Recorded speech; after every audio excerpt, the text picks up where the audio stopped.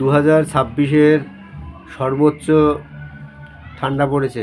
2026-এ এখনও পর্যন্ত এরকম ঠান্ডা পড়েনি।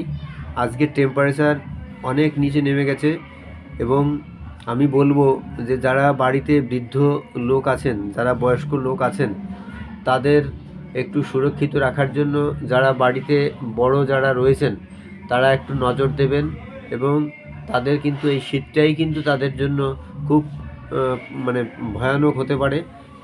শীতেই কিন্তু ক্লপস হয়ে যায় মানুষ এবং শীতের জন্য অনেক প্রিকশন নেবেন যাতে তাদের কোনো প্রবলেম না হয়। হাত সেকবার জন্য একটা তাওয়া বা কিছু একটা রাখবেন ঘরে, যাতে তারা হাত পা একটু সেঁকতে পারে এবং লেপ কম্বলের মধ্যে অবশ্যই যেন থাকে, জল ঘাটাঘাটি যেন না করে, এই সব দিকে একটু খেয়াল রাখবেন। ধন্যবাদ, টাটা, প্রত্যেকে ভালো থাকবেন।